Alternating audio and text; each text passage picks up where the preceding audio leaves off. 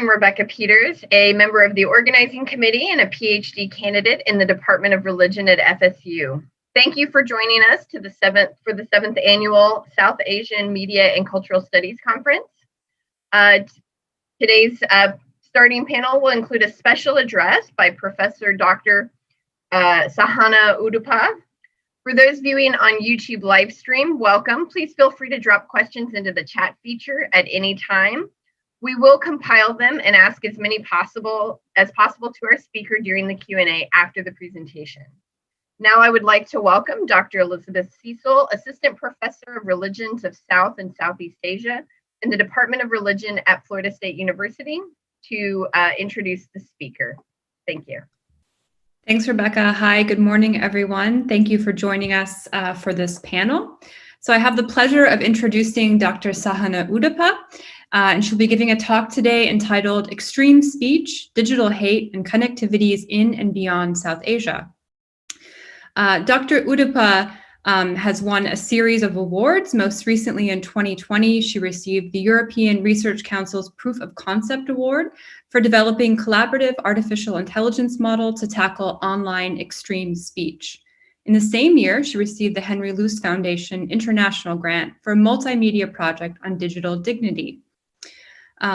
Across ongoing research projects, Udupa's work has traced the transforming media and urban landscapes of late capitalism. Conceptually, her work raises the question of mediation as a media technological, performative, and experiential space to articulate political practice.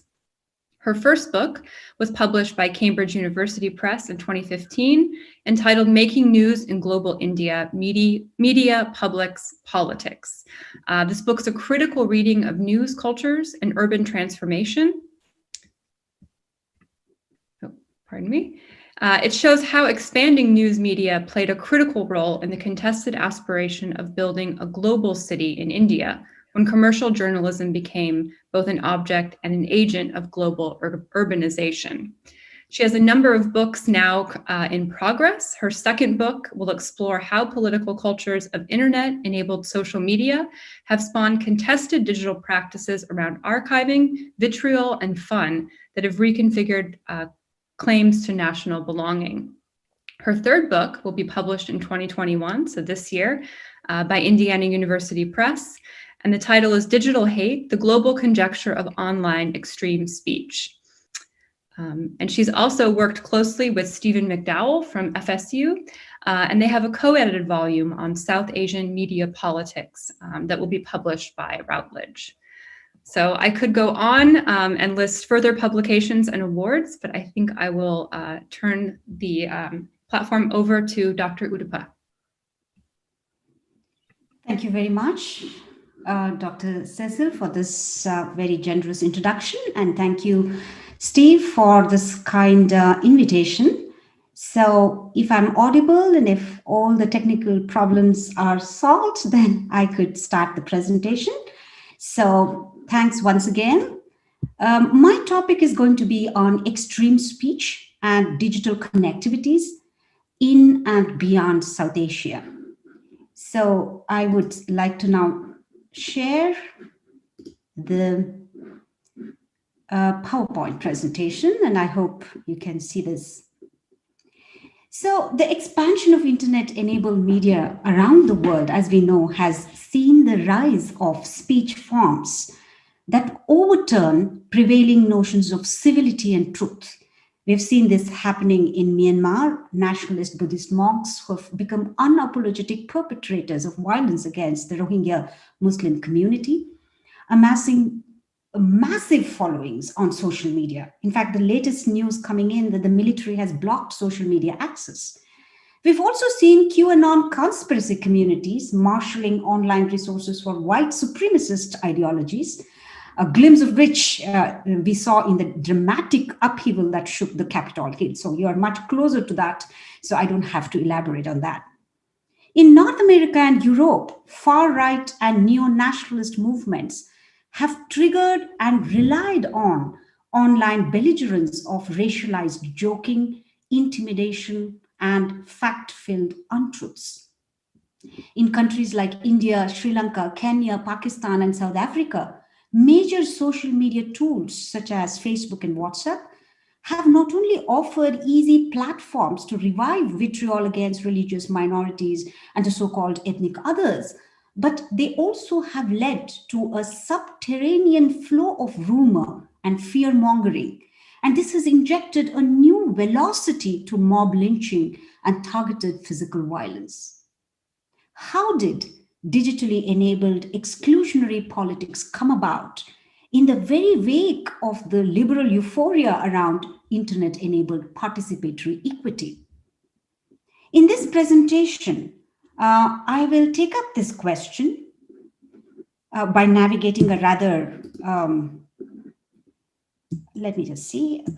broad canvas. First, I will give a brief outline of the framework of extreme speech that I've developed with collaborators, including Matti, Eugenio, Peter Herwig, etc.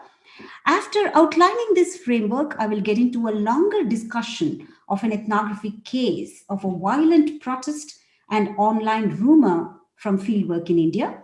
This is something I documented in 2013. In fact, this is a chapter in the volume that I edited with Steve, Media as Politics in South Asia. But these findings are now resonating even stronger with discussions around problems of verification, polarization, and conspiracy theories in the current digital ecosystem. So through this ethnographic foray, I will tease out a particular conceptual approach, what we might call the phenomenology of digital rumor. And I do this by excavating digital practices, how online messages were received, shared, and experienced. Through this ethnographic case study, I highlight an important aspect in contemporary communications field, digital connectivities, how digital channels connect people in different geographical spaces, the diaspora with the homeland, different countries of South Asia, for instance, or indeed between different corners of the world. And this is quite commonsensical, we all know that, but to probe the political implications of these connectivities would be a very important problem, not just now, but for years to come. And this is, I think, especially significant in the South Asian context.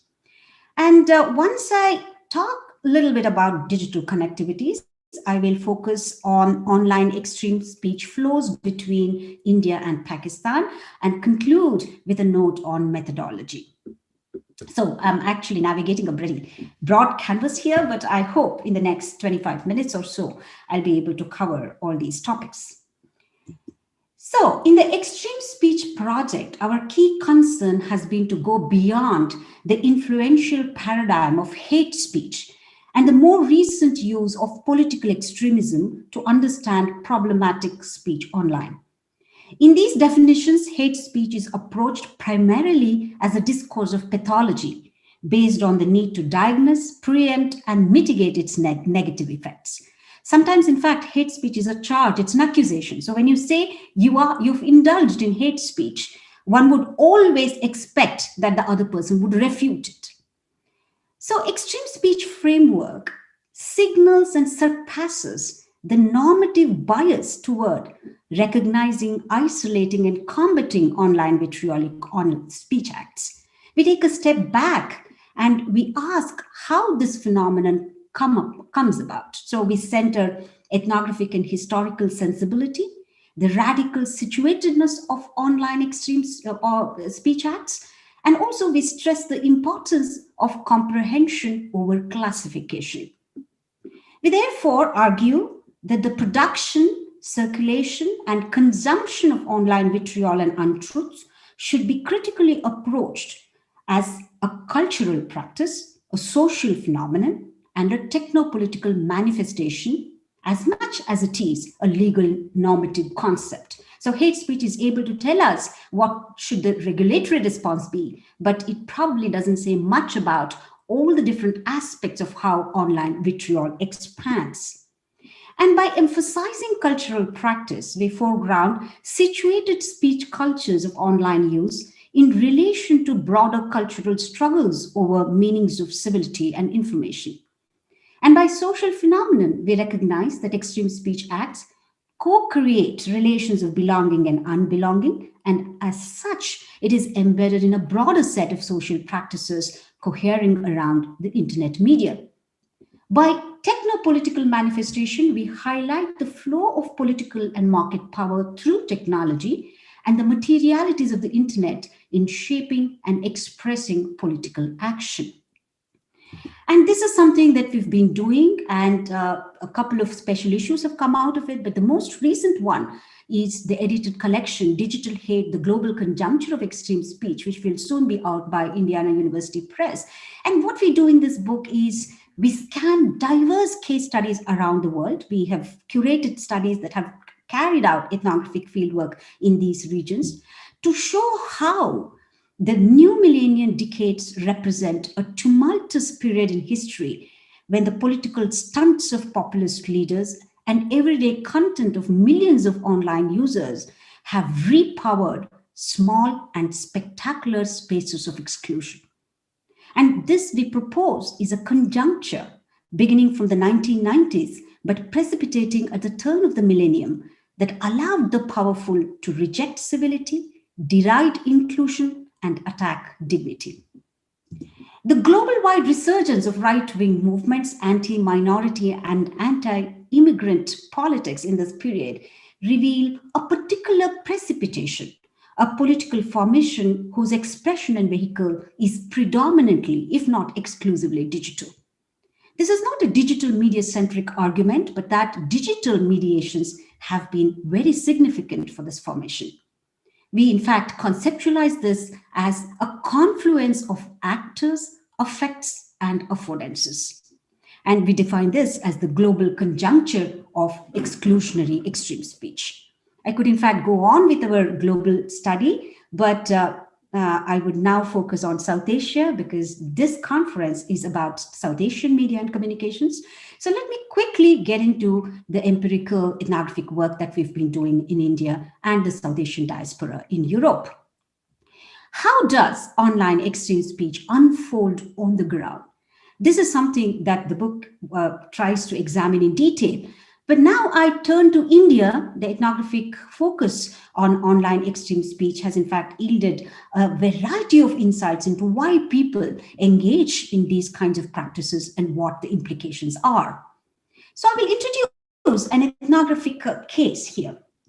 It was 2013, together with research assistant Shada Barab, I was carrying out ethnographic fieldwork to understand a major protest rally in Mumbai city, and the police and journalists were describing this as a social media riot. That was because a cryptic, sensational message about violence against Muslims in Myanmar was doing rounds on WhatsApp and Facebook around that time among Muslim communities in Mumbai city. Mustafa, a man in his 20s, told us he received a video on WhatsApp, and this is his description. The pictures showed badly wounded children, men and disrobed women burned to death. It was a gory sight. Dekhkar dil dehel gaya tha. The text below, there was an appeal to Muslims world over to help Muslims in Myanmar. Those videos and pictures left a deep wound on my psyche. It made my blood boil. What corrective measures should be taken to protect them? I decided to forward those videos and pictures to everyone known to me, end quote. So when we met him, Mustafa was a contract worker for an events management company in Mumbai. He was one of the protesters who had gathered on the Azad Maidan, a large public ground in the heart of the city in August 2012, when groups of Sunni Muslims organized a rally to protest violence against Muslim migrants from Bangladesh in the northeastern Indian state of Assam and attacks on Rohingya Muslims in Myanmar. The rally had attracted more than 40,000 protesters. A key motivation to participate in this rally, according to Mustafa, was the video that he saw on WhatsApp days before the rally. The evocative images left a wound on Mustafa's psyche, as he told us, and the first urgent action he felt impelled to perform was to forward the message to everyone he knew. And this was very critical.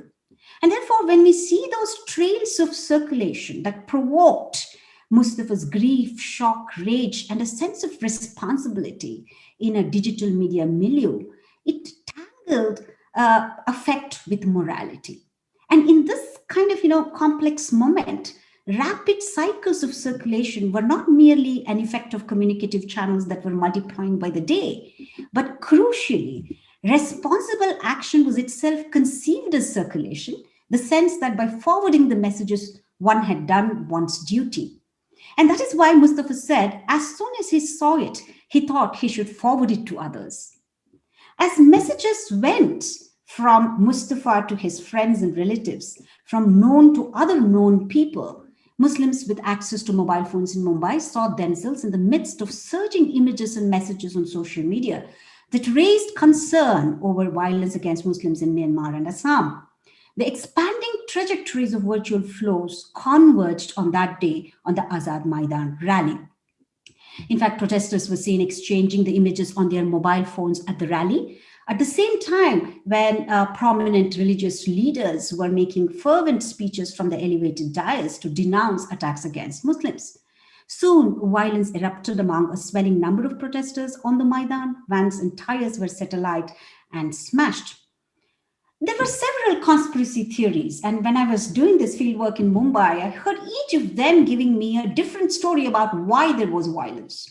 There were conjectures around what turned the protest rally violent, but what remained consistent across these narratives was the reference to the images and SMSs that had circulated on mobile media prior to the protest rally. And these showed graphic pictures of bloodbath, and they were presented and depicted as visuals of Muslim massacre in Myanmar and Assam. The police later revealed that the visuals were mixed and morphed from images of violence from different parts of the world. And some even came from natural disasters like tsunami on the Indian Ocean and genocide in Rwanda. So that is one reason why the police officer and a section of journalists described this episode as a social media riot. We should remember that the term riot itself comes coded with interreligious tensions in India between the majority Hindus and minority Muslims. So protests that involve Muslims are more likely to be coded as a riot. So we need to be mindful of this particular distinction. In any case, for our discussion today, two observations from this episode are directly relevant. Like Mustafa, many protesters we spoke to in Mumbai referred to the video as evidence for the atrocities against Muslims in Burma and Northeast India. In fact, some doubted the video when they saw it, the grainy images, accents of people, strange faces as they described them, and the features in the background did not sum up to stand for a genuine story. They doubted it. Although this doubt stayed with many mobile phone users who saw the video, the initial doubt was superseded by a wave of exchanges. The video clip, as a circulatory object, weaved around itself layers of reality as the excitement around mobile media messaging gripped the imagination of an increasing number of mobile phone users. And this is where we might take a phenomenological approach to rumor. We see here the work of digital social media in reconfiguring trust as a feature of circulatory objects. And here I draw upon Kajri Jain's work on efficacy of circulatory objects, those processes and forms of efficacy located not solely within individual agents, but also in a trans-subjective arena. So one might think about digital rumor as something where digitally circulating objects accrue value and efficacy. In fact, there is nothing very different in the grammar of rumor from what we saw in the earlier times, in the pre-digital times to now. In fact, this has been the case with the spread of cryptic representations during previous riot episodes in India. But with mobile internet media, the circulatory objects embed trust at a momentum far exceeding the earlier accelerations around pamphlets or organized media. And there is something more critical. Circulation is always coupled with peer-driven research on online platform, which reiterates online media's reliability as a source for what to be trusted or debunked. One of our interlocutors, for instance, said he did some research on wiki pages and Google and was therefore able to connect the message he received on WhatsApp to what he learned on the web. As he surfed the net his conviction about this violence grew stronger. So from the sense of an instant grasp of reality on mobile phones, when forwarded WhatsApp messages reached the gadgets of protesters, to scouting Google for reliable information by other protagonists, online circulation piled up layers and layers of content which were experienced as trustworthy and plausible.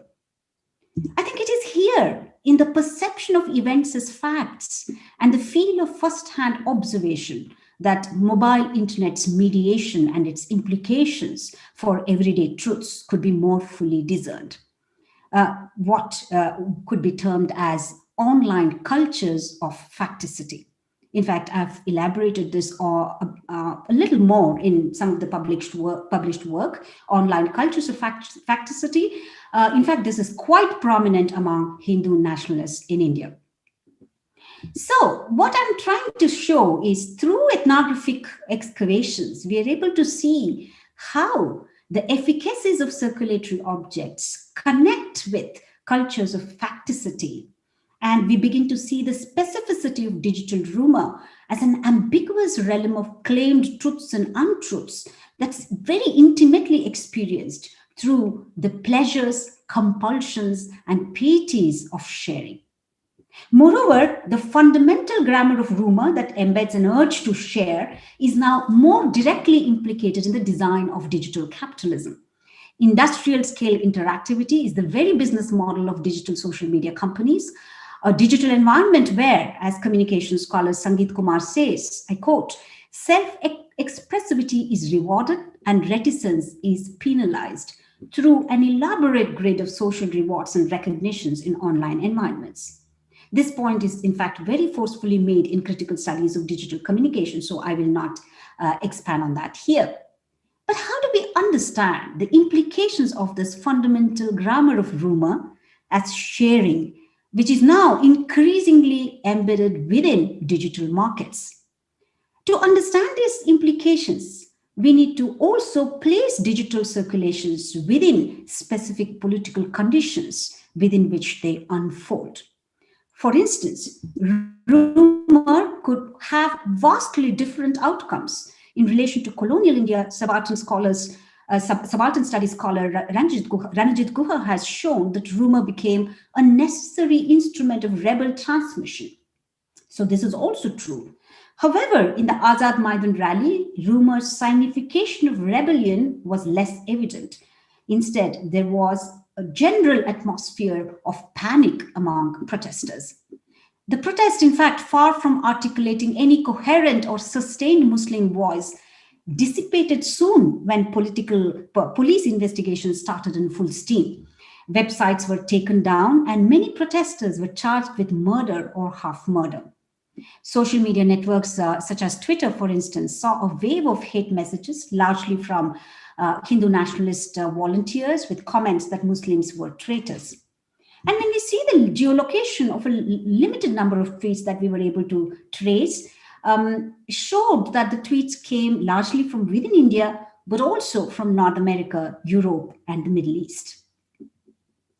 So what we see here is the geographic spread of content flows that have particular valence in the South Asian context. These online connectivities are seen between the diaspora and homeland publics. And the significance of South Asian diaspora is pretty well known. I don't have to rehearse that argument here before you. And also we see these flows between different countries within South Asia. And these digital connectivities become important for rumor, as well as its close ally, hateful speech. So after rumor, I will now turn to another disturbing aspect of digital flows, online extreme speech. I did a short case study-based investigation into extreme speech flows between India and Pakistan. Now, I picked up one case. Some of you might be familiar with this. This is the Gurmehar Kaur case in India in 2017. It probably illustrates very clearly how Pakistan as a symbol is quite salient in online discussions in India. Now, the case is intriguing for many reasons. First, the very status of this video. I can't run the video, but when you have the time, you could definitely see this video. It was produced by a peace organization, and it also shows how millennials are using new media to create new platforms to foster peace between the two countries. And it was titled Soldier for Peace. And this team invited the daughter of a slain Indian soldier to declare that the war killed her father and not Pakistan. It had interesting new media aesthetics of a card-holding protagonist. The video triggered instant and massive reaction on online media. In fact, many applauded the message of peace, but reactions started to turn hostile when the video hit the screens of thousands of online users. On Twitter, the debate became abuse in quick time. There were allegations of Gadari or treachery and direct attacks and threats to the key protagonist. It became so severe that Kaur decided to quit new media altogether for some time. This episode is one among the several instances of online aggression aimed at ridiculing the efforts to tie the bonds between two neighboring South Asian countries with positive online narratives. But let us remember that online nationalism in India is a far more complex affinity space. It involves the aspiration of New India as a global power with little or no reference to Pakistan many a times. But the negative messaging of nationalism invokes Pakistan as the other, and this is quite a common trope. The usual stereotype of associating Indian Muslims with Pakistan has also continued apace on online media. In the digital age too, marking Pakistan as an enemy hinges on the delicate politics of religious difference in India. So masculinist imaginations of India as a military power that can dominate and defeat Pakistan, they often go hand in hand with the glorification of soldier, valor, and martyrdom. Ordinary middle-class users are drawn into an emergent collective consciousness of right-wing nationalism online, but allegations of organized hate-mongering and political misuse of online extreme speech have emerged as grave concerns. So in the 2019 general elections between 27th of February 2019 and 23rd May 2019, we collected about 15 million tweets and retweets. And in this pool, Twitter sample data, there were 339,000 unique words. And it was interesting that 12 out of 14 words that I had selected as nationalism-related terms were in the top 5% of all unique terms used in the entire Twitter dataset. So these terms include anti-national and anti-national without the hyphen, Bharat, nationalism, Pakistan, patriotism. And for us, it was revealing because online discourses, especially during the election time, had this heightened discourse around nationalism. And here we have most frequently mentioned terms on Twitter sample data. So you see Desh in the Devanagari script as the highest, most frequently mentioned term in our Twitter dataset. And of course, there are others. So in Pakistan, now if this is the story in India, in Pakistan, online media channels have enthused millennials to participate in political discussions and through creative new media productions, but negative and offensive speech is also expanding according to many studies. So in a pioneering study, Jahansaib Haq and colleagues, they have drawn attention to what they call, I quote, an increasing number of instances of radicalized, xenophobic, racist, and sexist discourse with threats of harassment and or violence, end quote. And targets range from religious groups and minorities such as Shias, Ahmadis, Hindus, and Christians to local ethnic groups, women, homosexuals, hatred of Americans, Jews, Indians, and Afghans, among others. The study, in fact, points out, I quote, India has remained a principal focus of hate in Pakistan, end quote. And it has also added that offensive messaging draws on religious identities. In fact, therefore, terms such as kafir and Hindu are used as abuse. So these trends emphasize that we need to pay closer attention to emerging practices of online extreme speech. But the very first step in this direction, I think, is to avoid the temptation to label all manner of vitriol as hate speech. If online abuse were just hate speech, a regulatory approach would be easy to imagine, but it is hardly the case. To understand online abuse, it is important to first recognize the necessary ambiguity of public speech. And therefore, online vitriol, in some cases, has democratized public debate to a certain extent, allowing new actors to challenge dominant narratives of the political class, legacy critics, and mainstream media. It has also opened up new lines of political participation.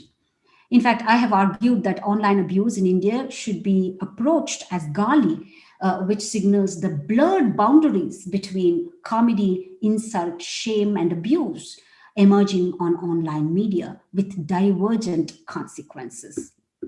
So the second important caveat or caution is hate speech as a regulatory value is conveniently used by the authorities to restrict all manner of speech. So one could confuse speech with action, and this could lead to regulatory excess and political witch hunting. That's the second danger. And I think it is here that the theory of extreme speech would be relevant. It positions online vitriol as a spectrum rather than a culturally flat, autonomous conception of uncivil speech versus acceptable speech. So the diversity of online vitriolic cultures calls for analytical clarity on certain forms of speech that require the labeling of dehumanizing or discriminatory content and therefore regulatory action. Studies, in fact, have developed the metrics and evaluation criteria for dangerous speech, and it is helpful in narrowing the concept of hate speech for regulatory actions. But many other forms of speech navigate in the slippery slope of derogatory extreme speech. And in an ongoing project, I've actually used a model to distinguish between derogatory extreme speech, exclusionary extreme speech, and Suzanne Benesh's work on dangerous speech. So the task, in fact, is to identify and draw a typology of such extreme speech forms online to determine whether it needs regulatory heavy hand or counter speech and civil society responses. But how exactly do we grasp this variation, this nuance on the ground? I would say that ethnographic fieldwork is necessary to navigate these layered contexts and separate different types of extreme speech and their implications. In other words, it is important that we combine textual and network analysis of online social media content, something that appears to be at the tip of our hands because of the internet. We think we have a lot of data, but the full range of online speech acts and their multiple and at times contradictory consequences come into full view only with a thorough ethnographic excavation. And it is this challenge that faces us as scholars of digital media communication today. Thank you very much.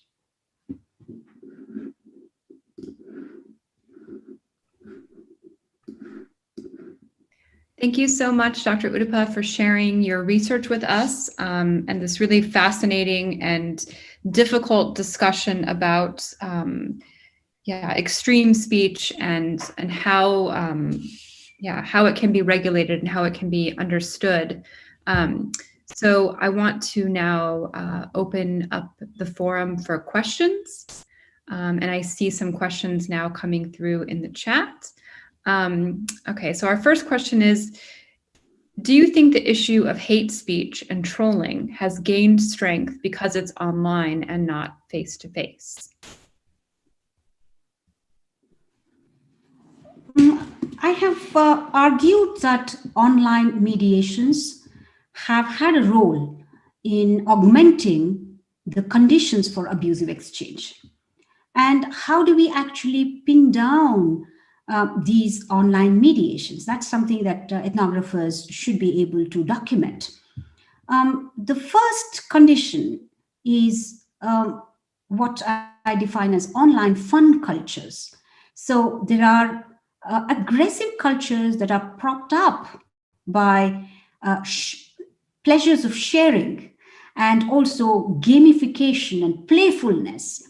And online fun cultures have actually given rise to a condition where right-wing and extreme speech actors are able to deny the consequences of their acts and also distance from the consequences of their online speech acts. So it was interesting because when I was carrying out fieldwork among them, and I continued my fieldwork and I interviewed them, etc., when they meet us face to face, many of them are extremely polite. So it's so hard to believe that they could be trolls or they could be abusing somebody on online media. So studies have already shown how anonymity could be playing a role here, but I have kind of pushed back against overemphasizing the aspect of digital anonymity, because when you do ethnographic fieldwork and look at local abuse cultures, you see that many people would know who the abuser is. They are able to second guess them. And many a times online abusers are also able to give a very precise point of information around, for instance, what job and what train the victim is going to take, etc. So they're operating upon local knowledges, right? So therefore, I think digital anonymity is overemphasized, but it does play a role. So there is a bit of tension between visibility and publicity on online media, because online abusers are also having fun by trolling somebody because they get applauded by their peers. And these collective pleasures, I think, would be very important to investigate when it comes to online abuse cultures. So to go back, clearly, there are certain conditions of online mediation that appear to be facilitating this sort of exchange. Thank you. And we have another question. Do you think easy accessibility of internet to the people who have a lack of media literacy is promoting this kind of extreme speech or hate speech? Right. I would not use the term media literacy because of the heavy development baggage it carries. And I think people are very discerning many a times. And I would say that one of the biggest factors in these environments is trust. And therefore, I emphasize on how people begin to share this because they think it relates to the community they belong to, and it has been forwarded by somebody he or she knows. So, and also trust is embedded in circulatory objects, as I defined in the presentation. So all these factors, I think, are more important than sort of media deficit in media literacy or something. I'm not, in fact, saying that media literacy is not important, but I wouldn't want to name it as media literacy, that you can carry some model of educating them and enlightening people who are just being taken away by these digital flows. So that cannot be the approach. So people are using their frameworks to make sense of online flow. So the real challenge is, how do I understand as a researcher, how do I understand their frames of understanding? So that is the critical point. Thank you. Another question that I think relates to the very first one that was asked about anonymity and the power of anonymity and how that plays into the popularity of digital comments and opinion. Yeah, I think I partly answered that question. So I'm not a big fan of anonymity theory. There is some disinhibition effect of anonymity. I wouldn't deny that. But it is always in tension with a desire for publicity. So trolls are always wanting to publicize their, even if it's pseudo identity, they want to publicize that. And they work in groups many a times. And sometimes, as I said, if you zoom in and get into the details of a local abuse culture, you would even know that, especially in the South Asian context, people are able to second guess who the abuser is. With the language or through different kinds of networks. There are different cues. And that is one part of anonymity as an overemphasized concept. But the second part is also true, that digital traces are today so well documented. So there is the other side of it where digital traces could be unpacked anytime if the regime wants to, if it wills to. So in both these cases, in terms of local knowledge and cultures of abuse, and then on the other hand, the possibility for digital traces to sum up to being traced, etc., I think anonymity does not help us explain everything. Thank you. And another question, an interesting one. How did your own understanding of freedom of expression change during your research work? Oh, that's lovely. You see, this whole debate has been framed in terms of a binary between hate speech and freedom of expression. So the moment you begin to research hate speech, you have to identify yourself in either this camp or the other camp. So now the very first move was to go beyond this binary in my case, because as ethnographers, I think one has to see the necessary ambiguity of online speech cultures. So when I started this work, and I continue to believe that one has to understand online actors and one has to extend the same principles of respect and honesty when it comes to understanding online extreme speech actors as well. But then my whole concern about freedom of expression actually started to get weaker and weaker. And when I started to see more and more of these discourses, I thought that extreme freedom of expression debate is really cloistered. It's contained within a particular framework that's not understanding the varieties of actors and implications of online extreme speech. So I was never a big fan of freedom of expression. I would always think that reasonable restrictions have to be there. There is a social cost to this form of speech. Let us accept that, right? And if we acknowledge that there is a social cost to this, then how do we actually address that? And freedom of expression, in fact, has also been hijacked, as we know, by right-wing perpetrators.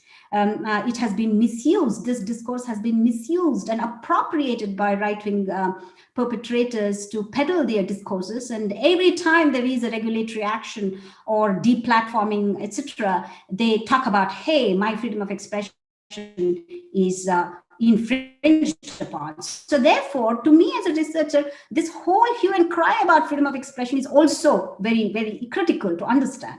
So I think personally, I would still continue to think about this research as something that requires empathy, something that requires a close engagement, regardless of the political ideologies these online extreme speech actors might be peddling. But at the same time, I would say that one has to see freedom of expression with a culturally nuanced approach. Otherwise, you would just think that this is a globally circulating value that could be applied everywhere, which is not the case. Move on to another question then. So this is a question about methodology. So from a methodological perspective, do you feel that digital ethnography needs to be encouraged in academic spaces to understand contemporary society? Of course, this is a clear yes. So I think I've been advocating for ethnographic work in digital communications research. There's a lot to be done. There's a huge potential for ethnographic perspectives to combine with data science and quantitative methods. In my own research, for instance, I have teamed up with NLP scientists here, and I do ethnographic qualitative work and also social media network analysis to a certain extent, and also deep content analysis, etc. And they bring the NLP expertise. And this particular interaction has been so fruitful because many a times they would not raise the questions that ethnographers are able to raise, and vice versa, that the way they handle the problem is so different from how we approach our research questions. So clearly it's a win-win situation for everyone. The only point I would say is digital ethnography probably should not be should not be isolated. It is always in combination with others. Not always, but clearly there are gains by combining ethnographic work with other traditions of digital methods and other methodological traditions. So a combination of these methods is very, very fruitful. In my research, I found that to be extremely helpful. Great, thank you. So another question, and you can let me know if you feel comfortable answering this. Do you think religious fundamentalists are the main cause of the manipulation of digital culture and disunity in the country? Yeah, I think there are several different ideological groups here, but we all know that religious nationalism is one of the most prominent strands of online discourse. So this is quite evident today. So I would say that this probably is not the only discourse, because there are several other kinds of fissures across, for instance, caste divides, and even language has been one of the tricky, linguistic identity in India has been another point of axis of difference that can create tensions, etc. But clearly, in recent years, religious nationalism has gained roots. There is no doubt about it. Thank you. Okay, so another question. How have South Asian netizens responded to online censorship? How, sorry, come again? How have South Asian net citizens, so netizens, responded to online censorship?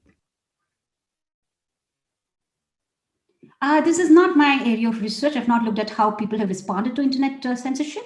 I've documented some instances of internet censorship, so there have been many, many cases. And as I said, it's not just related to conflicts related to religious identities, etc., but also different kinds of protest cultures have been met with internet censorship. And this has been well documented across South Asia.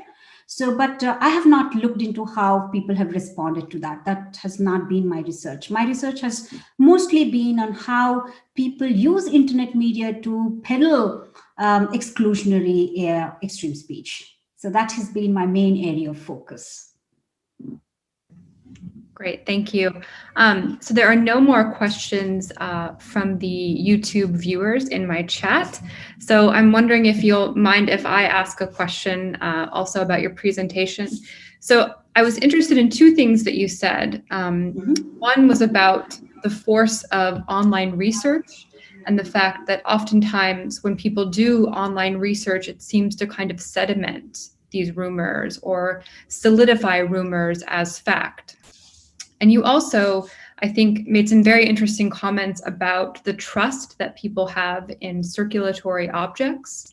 So I'm wondering if I can put these 2 points together and sort of ask a question then about if you think there are other kinds of circulatory objects or circulatory medias that would allow people to do research that would challenge online rumors or extreme speech. I guess I'm wondering if there are other forms of media that you think can help combat some of the extreme forms of speech that you're seeing and kind of nuance the conversation. Thank you. This is great. I mean, my next leg of research is going to be what's the response, right? I've been always focusing on the production side of this. Who are the people? What are the networks? What motivates them to peddle this kind of discourse? But at the moment, I think I have only started to look into how different kinds of circulatory possibilities exist that could push back against rumor. And this is a huge problem. I mean, for regulators, for civil society organizations, for social media companies as well. And I could just respond not in terms of circulation as a frame, but in terms of containment as the frame. So I have been I've just started a project called AI for Dignity, where we are trying to involve AI developers in conversation with fact checkers to understand hate speech and flag hate speech in a collaborative bottom-up sort of coding space.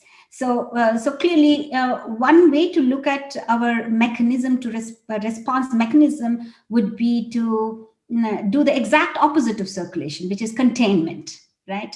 So then bringing down content or flagging content, or even having a parallel discourse about this content, or sometimes it's called counter speech, but I would say counter speech is important, but also containing it is equally important, right? I mean, it's just that are we able to cut the supply chain, right? At some point, are we able to cut the supply chain? Perhaps we need to also look into the demand side. I mean, to use a very crude kind of a language, but clearly we should also look at how people engage in these practices and what could I do to actually involve those communities to have a different sort of circulatory culture. So that is something I've not looked into. I've actually looked into content moderation and how to involve AI-assisted models, but they're also human-centered in the sense that critical communities like fact checkers, academics are involved in labeling hate content. So that's what I've been doing at the moment. Yeah. Thank you so much. All right, well, I think it is time for us to conclude our session, but I want to thank you again, Dr. Udupa, for this absolutely fascinating talk. And with everything happening in the United States these days, it's been really interesting and I think instructive for me, especially to hear more about your work. So I think now I will invite Rebecca back to conclude our panel.